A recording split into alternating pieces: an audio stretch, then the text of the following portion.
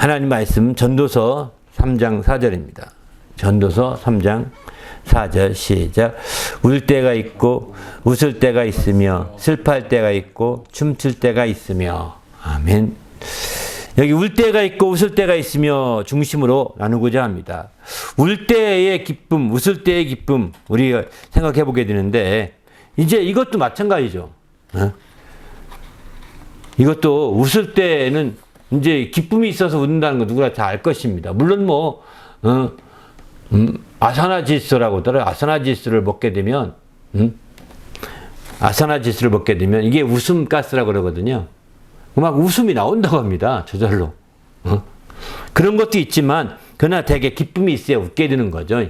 근데 웃을 때의 기쁨이라는 건 이해되지만 울 때의 기쁨이란 이해가 안 됩니다. 일반적으로는. 이해가 안 되는 그것까지도 우리가 섭렵을 해야 장성한 자의 기쁨이 된다는 겁니다.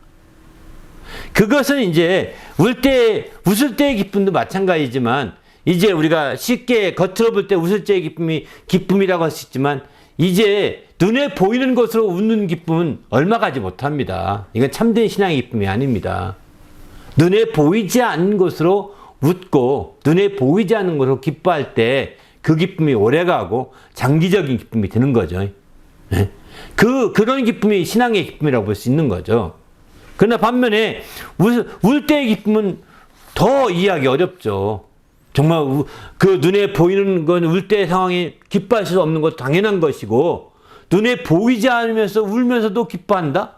잘 이해하기 어려운 게 이 울 때의 기쁨 중에 하나입니다. 그러나 성경은 분명히 빌립보서 4장 4절에 보면 이런 말씀합니다. 주 안에서 항상 기뻐하라. 내가 다시 말하노니 기뻐하라. 이러거든요. 주 안에서는 항상 기뻐하라는 겁니다. 이해가 안 돼도 기뻐하라는 겁니다. 이해만 되면 기뻐하는 것이 아니라 이해가 안 돼도 기뻐하라는 거예요. 알 때 기뻐할 뿐만 아니라 알지 못해도 기뻐하라는 거예요. 똑똑하면 기뻐하는 것이 아니라 어리석어도 기뻐하라는 거고 이런 뜻이거든요. 이렇게 우리가 정말 이해해야 되는데 어떻게 그걸 이해할 수 있느냐 한번 우리가 깊이 생각해 볼 필요가 있을 것 같습니다. 여기서도 이제 제가 준비한 자료는 이제 울 때부터 했는데 웃을 때부터 하는 것도 좋을 것 같아요. 먼저 웃을 때 꼭 바꿔서 웃을 때 기쁨부터 한번 해봅시다. 웃을 때 기쁨이라는 것은 우리가 알다시피 이제 복이 여기 웃게 될 때는 기뻐하는 것은 복을 받게 해서 기뻐한다 이렇게 얘기합니다. 복을 누가복음 6장 22절 보게 되면 이런 말씀합니다. 줄인 자는 복이 있나니 너희가 배부름을 얻을 것이요 지금 우는 자는 복이 있나니 너희가 웃을 것이며 또 웃을 때에는 마음에 슬픔이 있고 즐거움의 끝에는 근심이 있느니라 이렇게 표현하죠. 그러니까 거기 우는 자에게 복이 있나니 너희가 웃을 것이며 그러니까 이 말씀은 앞에 울 때의 기쁨을 다시 인용하게 말씀이지만 여기에 쓴 것은 그 복이 있어서 웃게 되는 거죠. 복이 있어서. 복이 없으면 웃을 수가 없는 거죠. 그 세상에서 복 받은 자는 다 웃고 기뻐합니다. 세상에서는. 누구나가 다 마찬가지입니다. 그러니까 울지라도 복이 있는데 그래서는 웃게 될 것이다. 이렇게 말하고 있는 거죠. 울지라도 복이 있는데 그래서 내가 그 복으로 인해 기뻐하게 될 것이다. 웃게 될 것이다. 라고 이렇게 말씀하고 있는 거죠. 그래서 우리는 이런 측면에서부터 복이라고 하는 것을 복이라고 하는 근본, 웃게 하는 근본을 여기서는 잘 이해할 필요가 있는 것이죠. 그렇게 할 때 마침내 더 확실하게 보는 거고 반면에 이제 이런 세상에 이런 복에 의한 세상의 어떤 외형적인 어떤 눈에 보이는 가시적인 것으로 인해서 기쁨에 있어서 이런 것도 한계가 있는 거죠. 이런 기쁨에도. 그래서 성경은 그래서 웃을 때에도 마음에 슬픔이 있다 이렇게 표현합니다. 웃으면서 기뻐할지라도 마음에 슬픔이 있다는 겁니다. 느껴야 된다는 겁니다. 그래야 자기가 거만하게 웃지 않는 겁니다. 이해되십니까?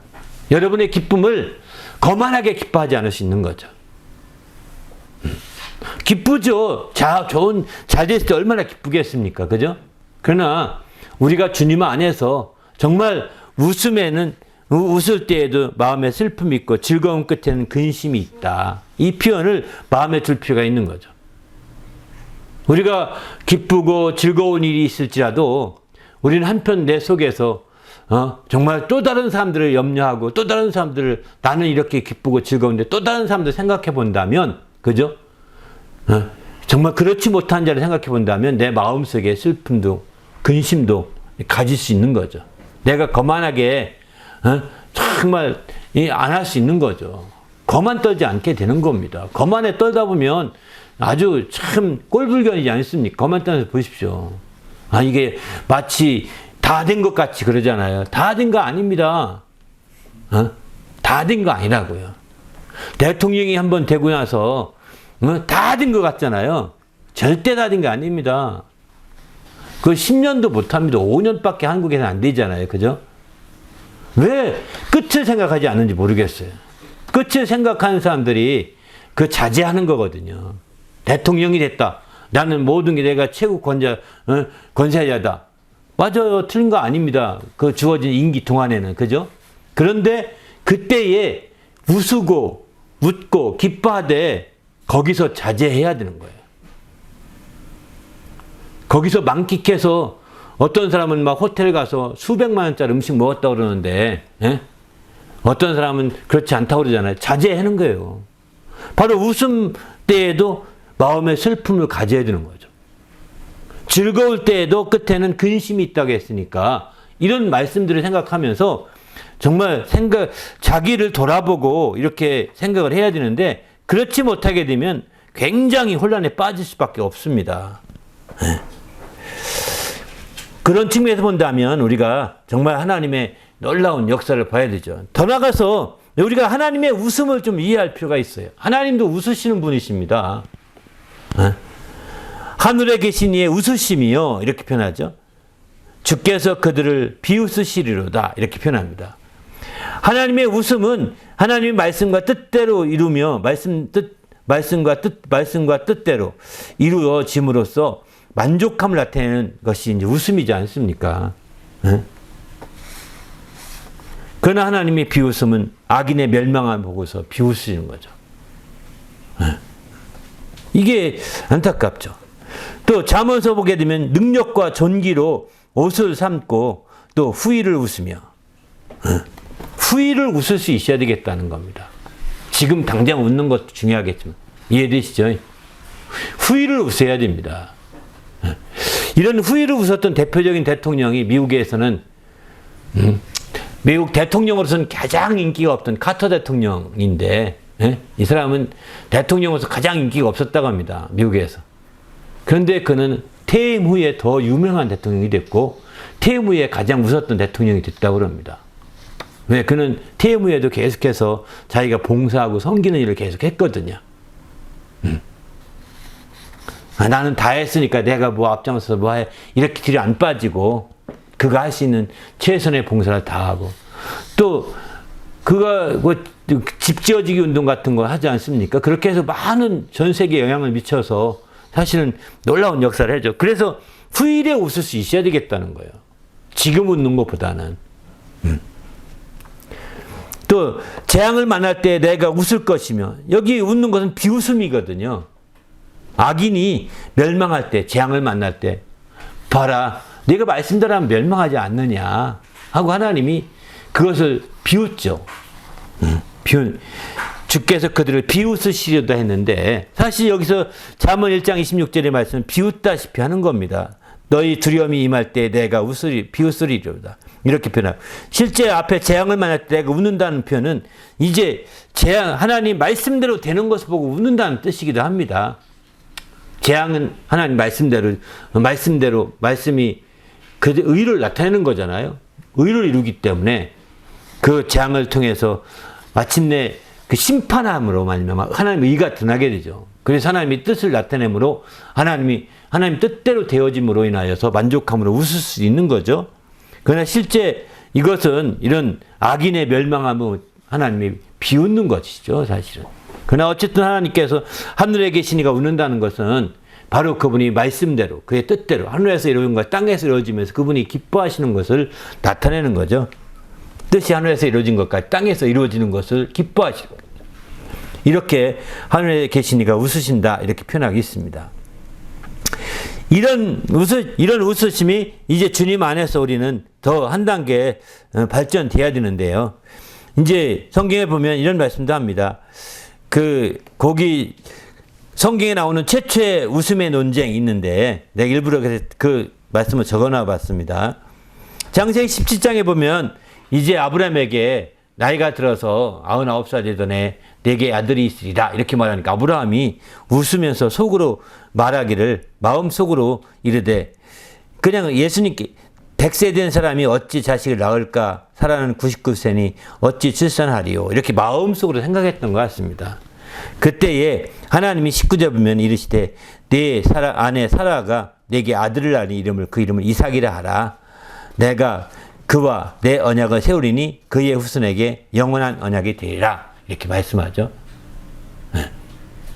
그렇습니다. 이렇게 해서 마침내 언약을 세우고 아들을 낳으는데 근데 이 이삭이라는 이름이 뭔지 아십니까? 웃음이라는 이름이랍니다. 웃음이라는 뜻을 갖고 있어요. 웃다 이라는 의미죠. 왜 그러냐? 그렇게 된 데는 이삭이라고 한 데는 바로 아브라함이 마음속으로 웃은 것도 하나님이 아셨던 것 같고요.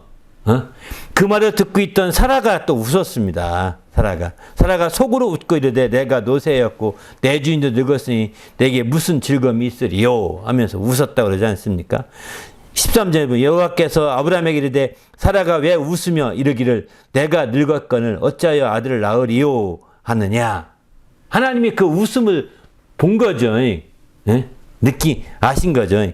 사라가 15절 보면 사라가 두려워서 부어인하여 이르되 내가 웃지 아니하였나이다. 이르시되 아니라 네가 웃었느니라. 웃지 않았다고 하는데 웃었다고 분명히 하나님은 아시고 웃었다고 하면 지적을 하죠. 그래서 이삭이라고 하셔야 된다라고 이삭이라고 네가 웃어서 얻은 아들이다. 이삭이다. 그래서 이삭이라 이름을 짓게 되는 거죠. 근데 사라가 아들을 낳고서 이름을 이삭이라고 지은 이후에 이제 이렇게 말합니다. 3절에 보면 이삭이라 이름을 붙이게 되죠. 그 다음에 6절에 보면 그 이유를 이렇게 사라가 이르되 하나님이 나를 웃게 하시나니 듣는 자가 다 나와 함께 웃으리로다. 이렇게 말. 이거 굉장히 중요한 메시지가 있습니다. 바로 이삭을 낳고 하나님이 나를 웃게 하셨다. 자식이 없어서 낳지 못해서 이제 종의 자식을 통해서 대를 이어갈 생각을 했었는데 그럴 필요 없이 이렇게 나를 웃을 수 있게 하셨다. 그게 이삭이라고 알게 되고 이 내 말을 듣는 자가 다 나와 함께 웃게 되었다. 이 기쁨에 대해서 말한 거죠. 바로 이런 점에서 볼 때 하나님이 참으로 하나님을 웃게 만들어주시는 분이십니다. 사람으로는 불가능한 일이지만 하나님으로는 웃게 할 수 있는 거라는 거예요. 하나님이 웃게 하시는 분이십니다. 하나님이 웃는 분이시고 우리를 웃게 하시는 분이라는 거예요. 그래서 우리가 정말 웃을 수 있고 웃을 때의 기쁨을 더 회복할 수 있는 거죠. 우리도 주님 안에서 하나님이 웃게 하실 때 우리가 인간의 어떤 경험이나 인간의 어떤 선 지식을 가지고서 부정하지 말기를 바랍니다. 인간의 생각으로 그거 쉽게 부정하게 되면 하나님의 웃게 하시고 하나님이 하실 수 있는 기회를 놓쳐버릴 수 있는 거죠. 우리는 주님 안에서 이 사라의 이 웃음 논쟁을 통해서 깨닫게 된 하나님이 웃게 하신다. 웃게 하시는 하나님이시다. 그러므로 그분이 인도하실 때 함께 웃을 수 있는 자가 돼야 되겠다. 이런 생각을 해봅니다. 그게 바로 중요한 것이 아닌가 생각을 하는 거죠. 그러면 웃을 때의 기쁨을 한 단계 더 선순환시키려면 어떻게 해야 되느냐? 웃을 때의 기쁨이 한 단계 더 발전되게 하려면 그러면 그것은 야고보서 보게 되면은 슬퍼하며 애통하고 울지어다. 웃음을 애통으로 즐거움을 근심으로 바꿀지어다. 이렇게 말합니다.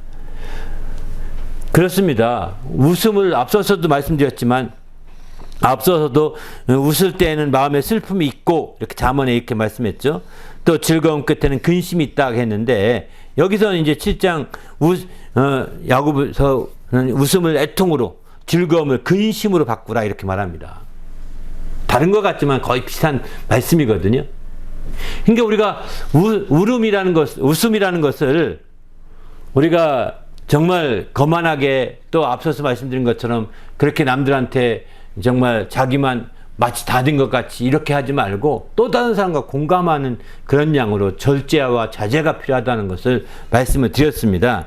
그게 바로 웃을 때의 기쁨 한 단계 더 선순환시키고 승화시키는 길인 거죠. 웃을 때의 기쁨을 정말 자기 혼자서 만끽하지 말고 함께 되는 거죠. 우리가 웃을 수 있는 길이 생겼다면 우리가 함께 막 선물도 하고 같이 먹고 나누면서 막 하는 것도 사실은 이게 선순환시키는 거거든요. 그렇게도 하지만 애통으로 바꾸고 근심으로 바꿔가는 거죠, 사실은. 웃음을 근심으로, 또 즐거움을 웃음을 애통으로, 즐거움을 근심으로 바꿔가는 거죠. 이렇게 해서 마침내 마음 속에, 웃음 속에 슬픔을 갖고, 또 이제 즐거움의 끝에는 근심이 있음을 알고서 스스로를 정말 자제할 줄 안다면 더 오랫동안, 더 지속적인 웃을 때의 기쁨을 우리는 더 누릴 수 있게 된다는 겁니다. 그래서 이런 슬픔이 웃음보다 나음은 얼굴에 근심하는 것이 마음에 유익하기 때문이라 이렇게 표현하죠. 잠언의 전서 7장 3절에 슬픔이 웃음보다 나은 것은 근심하는 것이 마음의 유익이라는 것입니다. 왜 그러면 이렇게 해야 되느냐? 고린도전서 7장 29절부터 31절까지 보게 되면은 이제 때가 단축되었기 때문이라는 겁니다. 때가 단축되었기 때문에 이렇게 해야 된다는 거예요. 때가 단축되어서, 그래서 얼마큼 단축되었느냐? 우리가 구원 얻을 때만큼 우리가 단축된 거죠. 때가 단축된 겁니다. 우리가 구원 얻을 정말 처음일 때보다 구원 주의 날이 가깝다고 하지 않습니까? 그만큼 시간이 지난 만큼 단축된 거예요. 작게는 몇 개월 아니면 수십 년을 단축시킨 거죠. 그렇기 때문에 우리는 우는 자들은 울지 않은 자 같이 한다 이렇게 표현하고 있는 거죠.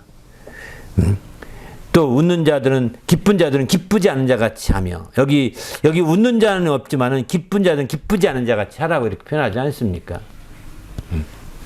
우는 자는 울지 않은 자 같이. 그러니까 우는 것도 또 웃는 것도 다 자제해라는 거예요. 예.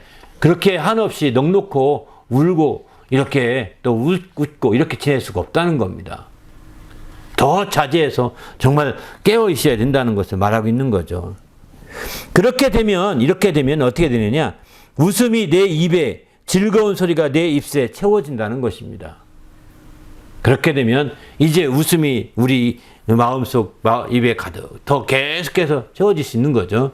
그리고 즐거운 소리가 입술에 채워지게 되고, 마침내는 그 시편 116편 2절 말씀처럼 우리 입에는 웃음이 가득하고 우리 혀에는 찬양이 찼었도다 이렇게 말하는 거죠.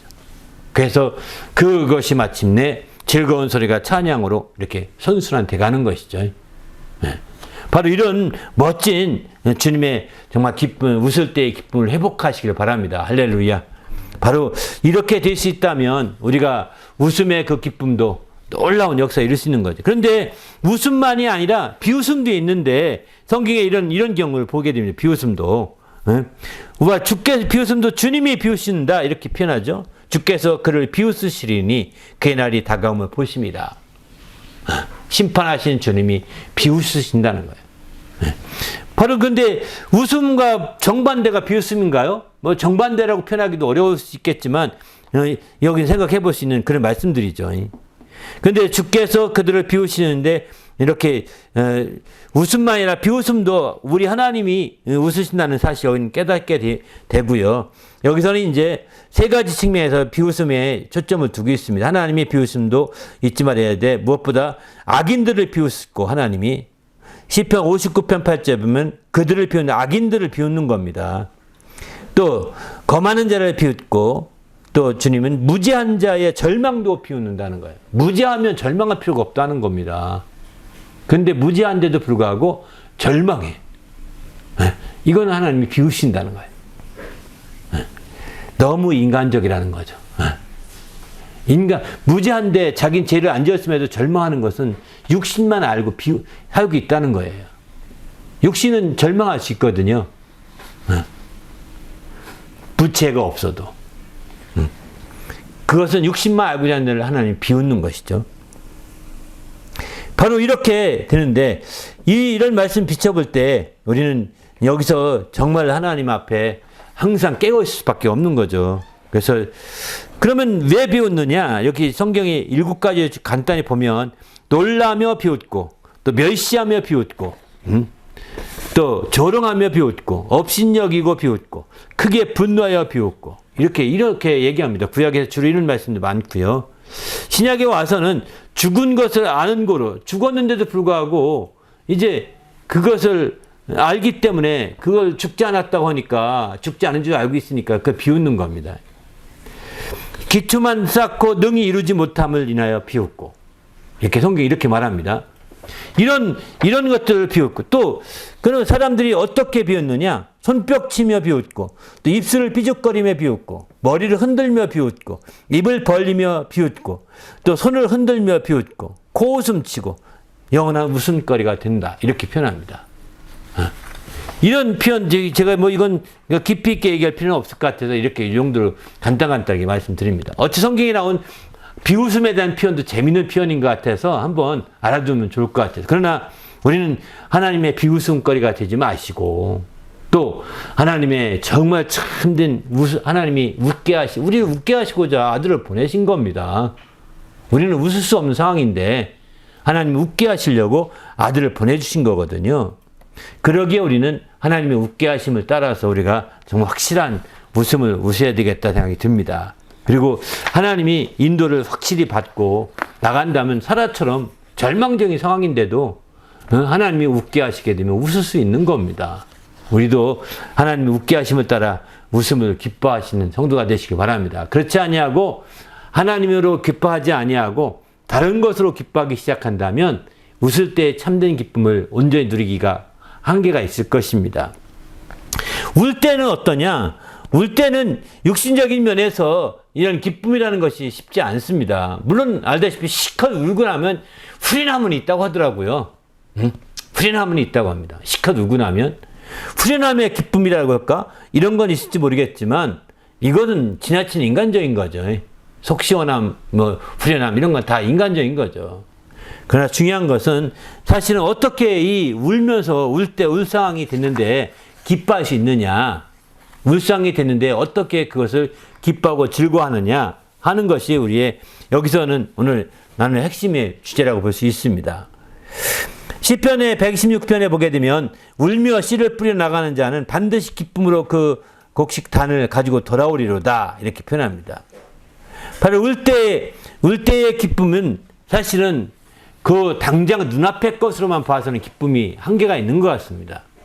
울 때의 기쁨을 눈앞의 것만 보지 말고 더 멀리 봐야 기쁨을 생각해 볼 수 있는 거지.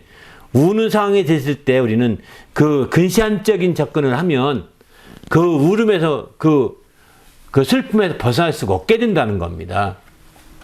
바로 이제 울게 된 상황이 됐을 때 근시안적으로 보지 말고 멀리 원시적으로 봐야 되겠죠. 멀리 볼 때 우리는 우리가 기쁨의 단을 가지고 돌아올 것을 소망하면서 소망 가운데 기뻐할 수가 있는 거죠.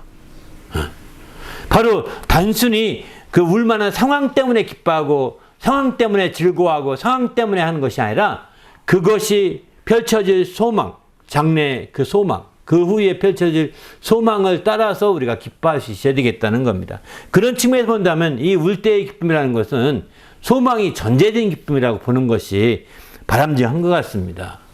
소망이 전제가 되지 않으면 절망으로 빠져버리거든요. 그러면 더 이제 울게 되고 더 슬프게 되고 안타깝죠. 우리가 크리스찬들 가운데 이제 우리가 사람이 돌아가신다는 표현하죠. 근데 교회에서는 소천한다는 표현을 많이 쓰거든요. 하늘에서 부르셨다 이런 뜻입니다. 소천, 부르소자에 하늘천자인데 하늘에서 불러가셨다 이렇게 쓰는데 우리가 하늘에 불러가셔서 나중에 하늘나라 갔을 때 만나한다는 소망이 있기 때문에 슬픔을 이기고 또 이렇게 막 그 슬픔 가운데서도 오히려 기뻐할 수는 있는 거거든요. 만약 그렇지 아니하고 소망이 없다면 오늘 이 죽은 분이 끝이다. 영원히 볼 수 없다. 이렇게 아침에 일어났더니 그분이 마침내 이제 안녕하세요 했는데 그분이 그렇게 사신 분인데 이제 어느 날 갑자기 돌아가셨어요. 돌아가신 모습으로 발견됐을 때 얼마나 슬프겠어요. 그리고 영원히 이별된다고 할 때 얼마나 슬프겠어요. 그죠? 이거 이루 말할 수가 없는 거예요. 절망적인 거예요. 그러니까 그들은 막 그냥 자기가 죽을 거 생각지도 않고 죽을지도 모르면서도 막 또 우는 거예요. 자기 몸도 돌아보지 아니하고. 저는 이제 많은 장례식장 가보면서 많은 장례 치르는 분들 보면서 많이 겪었는데 보면서 이 소망이 없다면 절망이겠구나. 물론 소망이 없는 게 절망이죠. 정말 하나님 안 믿었다면 이 사람들은 얼마나 슬퍼했을까 이런 생각이 들더라고요. 슬퍼할만 하죠. 정말 이런 것처럼 우리가 울 때의 기쁨이라는 것은 우는 것, 그 상황 때문에 기뻐하거나 상황 때문에 즐거워하는 것이 아니라는 겁니다. 그것이 그런 상황이 눈앞에 펼쳐 있지만 그 멀리 보고 소망을 인하여 기뻐하는 것이 더 많다고 하는 것을 여기서는 봐야 될 것 같습니다. 그래서 참된 기쁨을 얻으려면 그 소망이 결국은 하나님 앞에까지 이르러서 가야 되는 거죠. 하나님에게까지 다다라야 되는 거죠. 그래서 여기 이제 사무엘에 히스기야 같은 경우 보게 되면 히스기야가 이제 막 울면서 기도하거든요. 자기 병들어서 죽게 됐다. 선자가 예언하니까 내가 얼마나 하나님 뜻대로 살았는데 하면서 막 울면서 기도하게 됩니다. 그 침상을 적셨다고 했어요. 얼마나 울었던지. 하나님이 이제 그에게 하나님 여호와의 말씀이 내가 내 기도를 들었고 내 눈물을 보았노라. 내가 너를 낫게 하리니 내가 3일 만에 여호와의 성전에 올라가겠고 이렇게 열왕기하 20장 5절에 말하죠. 내 눈물을 보았다 이렇게 말합니다. 바로 이렇게 정말 울었지만 그 눈물이 오히려 울 때 하나님이 마침내 응답해 주심으로 인해서 그 소망이 완전히 나타나게 된 거죠. 그래서 마침내 이제 웃을 수 있는 길이 열리게 된 거죠. 마찬가지입니다. 이사야 38장 5절도 보면 히스기야에게 이르되 내 주상 다윗 하나님 여호와께서 이같이 말씀하시기를 내가 내 기도를 들었고 내 눈물을 보았노라. 내가 내 수완이 15년을 더하고 15년을 더해주겠다고 했습니다. 그랬더니 이 히스기야가 묻습니다. 그럼 12년 더 주겠는데 이거 증거를 주십시오. 이렇게 말했거든요. 그랬더니 그 증거를 하나님이 그 해시계를 15도 이렇게 돌렸다고 했습니다. 15도. 그래서 돌려서 이제 뒤로 바꾸시킨 거죠. 이렇게. 그래서 마침내 알게 됐는데 이게 어디 주석서에 보니까 나오더라고요. 이게 나중에 달나라 가는데 인공위성 쏠 때 그 각도를 놓쳐버렸었는데 15도 각도를 거기서 찾았다 얘기하더라고. 계속 시뮬레이션 하는데 계속 빗나가더라는 겁니다. 15도 정도 각도가. 빗나가서 왜 그런가? 이유가 뭐지? 난 분명히 다 계산했는데, 물론 그때는 뭐 그런 대형 컴퓨터가 없어서 그런지 모르지만, AI가 없어서 그런지 모르겠지만, 이제 나중에 알고 봤더니 그가 크리스찬이었는데, 이 히스기야를 읽으면서 15도가 뒤로 물러간 것을 알고, 이걸 뒤로 살짝 미쳐야 되는구나. 전체 돌아가는 그거로만 하면 안 되는구나. 알았다는 거예요. 참 놀랍죠? 그런 얘기, 주석서에 실제 크리스찬으로서 그런 일들을 자기가 발견했고, 간증하는 것을 거기 적어놨던데, 참 놀랍더라고요. 그 사건을 보면서. 야, 이렇게도 가능한 거구나. 하나님 역사라는 것이.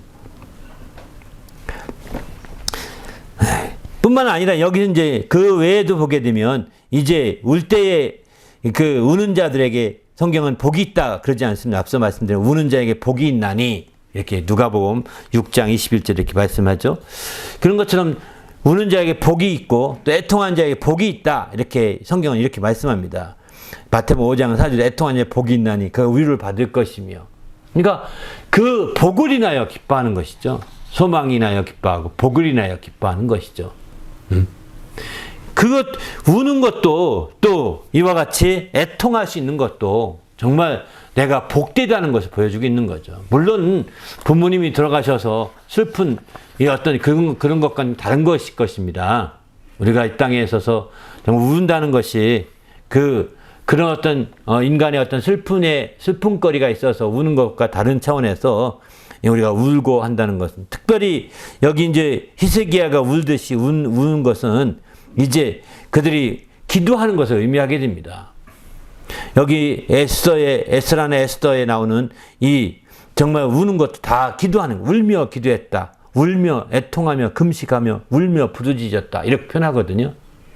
이렇게 기도하는 거죠. 이렇게 우는 것은 하나님 앞에 이렇게, 그러니까 세상에 슬퍼서 울거나 애통해서 우는 것이 아니라 하나님 앞에서 애통함, 하나님 앞에서 우는 것은 이렇게 복이 있는 거라는 겁니다. 이해되시죠? 세상 것 앞에서 우는 것은, 내가 돈을 잃어버려서 울어, 억울해서 내가 승진해야 되는데 나만 똑 떨어졌어, 억울해서 울어, 이런 것들은 다른 거죠. 내가 성적 열심히 했는데 성적이 안 올라서 울어, 이게 다른 거지 않습니까? 그러나 하나님 앞에서, 하나님 정말 그 뜻을 알고자 하고, 하나님의 정말 인도하심을 알고자 하고, 하나님의 역사하심을 알고자 하는 그런 뜻에서 운다면 이건 다른 거죠. 이건 복이 있는 거라는 겁니다. 이건 이렇게 애통하는 것은 복이 있는 거라는 거예요. 이런 것들이 인하여서 우리가 울 수 있어야 되겠다. 성경은 이렇게 말합니다. 바로 복이 있고 애통함이 있어서 기뻐할 수 있는 거예요. 바로 울 때의 기쁨이라는 것은 바로 소망이나 이 복에 대한 근거를 가진 기쁨이 돼야만이 우리가 그 상황, 어떤 여건과 상황과 다르게 이해할 수 있는 거죠. 그러면 울어야 할 것은 무엇일까? 성경은 이렇게 말합니다. 성경이 울었던 케이스를 쭉 찾아보니까 성경에 이런 말을 합니다. 잡혀간 자를 위하여 울라, 이렇게 표현합니다. 또 넘어져 파멸되니 이루 울라, 이렇게 예리하면, 또 스바냐에서 보면은 패망하고 끊어질 상황이니 울라, 이렇게 표현합니다. 또 누가 보면 너와 내 자녀를 위해서 울라, 우는 자들과 함께 울라. 신약에 와서는 이렇게 말합니다. 우는 자들과 함께 울어주라. 신약에서는 너와 내 자녀를, 예수님이 직접 말씀하기는 너 나를 보고 울지 말고 너 자녀를 보고 울라, 이렇게 말하거든요.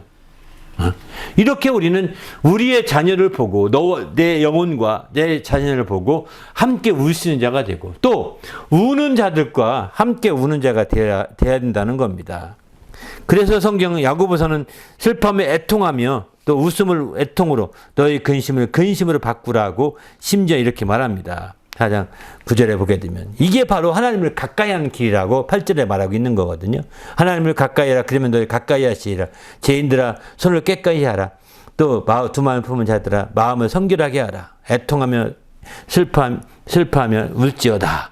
너희 웃음을 애통으로 너희 즐거움을 근심으로 바꿀지어다. 이게 하나님을 가까이 하는 방법이라는 겁니다. 그런 차원에서 볼 때 우리가 운다는 것도 굉장히 중요하다는 것을 여기는 잘 보여줍니다. 그러면 어떻게 우느냐? 성경에 보게 되면 슬퍼하며 울라, 부르짖어 울라, 심지어 부르짖어 울라는 겁니다. 또 굵은 배로 동이고 울라, 이거 애통하며 울라, 깨어서 울라, 금식하며 울라, 또 율법의 말씀을 듣고 다 울라. 이렇게 울라는 것을, 이 우는 경우를 좀 종합하면 이렇게 이 정도 대략적으로 종합해 볼 수 있거든요. 운다는 말씀을 다 찾아서 한번 쭉 정리해 본 겁니다. 근데 이거 하나하나 시간이 없어서 사실 저 넘어가겠지만 하나하나 가치가 있어요. 생각해 볼 만한 가치가 충분히 있는데 여기서는 이제 그냥 넘어가겠습니다.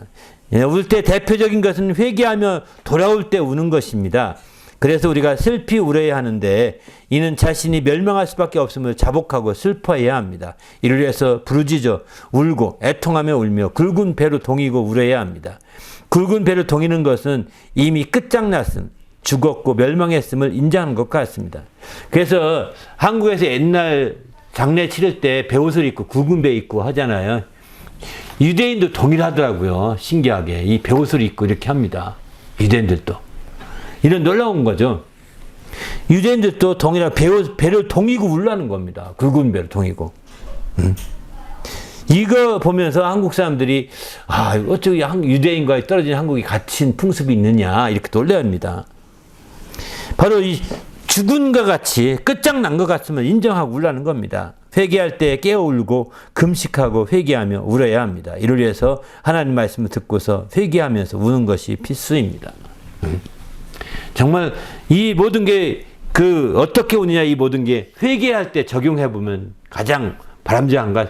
어디에 보면 죄를 쓰고 울라고 그 죄를 쓰고 슬퍼 죄를 쓰고 울라는 표현도 있는데 죄를 쓰는 것도 마찬가지죠. 티끌을 이제 끝장났으니까 티끌 쓰듯이 쓰는 겁니다. 그렇게 해서 이제 우리가 우는 거죠. 그래서 구약에서는 울 때 구약의 회막문 앞에서 웁니다. 회막문 앞이 바로 그 그 성막 문 앞이 회막문 앞이거든요. 거기서 울게 되는데 거기가 회개의 장소라는 거죠. 그래서 울게 되죠. 또 어떤데 아모스 보면 울음꾼을 부르다가 울게 할 것이요. 이렇게 울음꾼도 있습니다. 초상화했을 때 울음꾼을 대신 울음 시키는 사람도 시키거든요. 네. 한국에서도 옛날엔 초상 치를 때 울어야 된다고 하루 종일 울 수 없으니까 대신 울어준 사람 데려옵니다. 또 울지 말아야 할 것도 있는데요. 성일에는 울지 마라. 아무리 슬퍼도 성일엔. 또 죽은 자를 위해 울지 말라. 불쌍히 여김을 받을 때 울지 말라. 주를 위해 울지 말라. 이겼으니 울지 말라. 이렇게 말합니다. 이겼을 때는 울지 말라. 이겼으니. 이 요한계시록에 보면 너희가 이겼으니 울지 말라고 이렇게 말하죠. 또 주를 위해서, 주님을 위해서 주님 얼마나 아프셨을까 싶으셨을까 이렇게 하면서 울지 말라는 겁니다. 주님이 십자가 달린 그 사건을 가장 리얼하게 만든 영화가 하나 있는데 그 영화가 패션 오브 크라이스트죠. 패션 오브 크라이스트 그 영화는 아주 막 주님의 십자가에 달릴 때 고난을 가장 리얼하게 만들었다고 합니다. 그거 보고 안 울 사람이 없다고 그래요. 사실은 그 영화는 잘못 만든 겁니다. 그게 인간적으로 불쌍히 여기고 얼마나 아프셨을까 하서 우는 것은요, 인간의 감정을 끄집어내는 거거든요. 이런 울음은 사실은 성경적인 울음이 아닙니다. 이해되시죠? 성경적인 울음은 주님은 그렇게 울지 말라고 한 거예요. 나를 보고 그렇게 울지 말라는 거예요. 그 너와 내 자녀를 보고 울라는 거예요. 내가 이렇게 죽은 건 너와 내 자녀에서 죽은 것인데 너와 내 자녀가 이렇게 죽게 될 것이다. 나 안 믿으면, 예수를 안 믿으면 이렇게 죽게 될 것이다. 이걸 보고 울라는 거예요. 나는 부활한다. 주님은 당당히 말하고 있는 거거든요. 나는 사흘 만에 부활하게 된다. 내가 이렇게 고난받고 고초받는 거 보면서 불쌍히 여겨서 막 울게 되는데, 얼마나 아프셨을까? 얼마나 고통스러워. 여자분들은 더 막, 이러면서 막 그러잖아요. 좀 더 진한 모습 보면 아니라는 거예요. 그것을 만들어서 안 되는 거죠. 물론 더 중요한 것은 너와 내 자녀를 보고 울라고. 내가 이렇게 되는 모습이 너와 내 자녀의 모습이다. 예수 안 믿을 때 너와 내 자녀의 모습이 이런 모습이다. 이것을 깨우쳐야 되는 거거든요. 안 울 사람은 어디 있겠어요? 자기를 위해서. 내가 예수 안 믿으면 그분처럼 막 저주받게 되고, 그렇게 막 살점이 떼어져 나가게 되고, 이렇게 죽게 될 수밖에 없는데, 고난을 받고.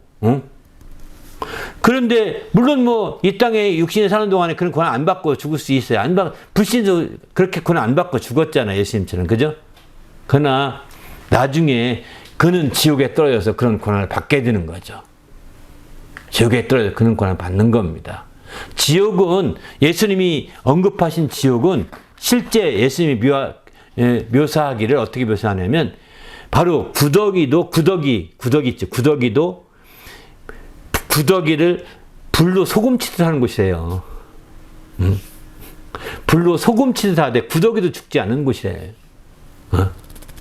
그러니 얼마나 불로 소금치듯 얼마나 뜨겁고 이렇게 하겠습니까? 그죠? 그런데 죽진 않은데요. 그렇게 지옥을 마가복음에는 표현하고 있거든요.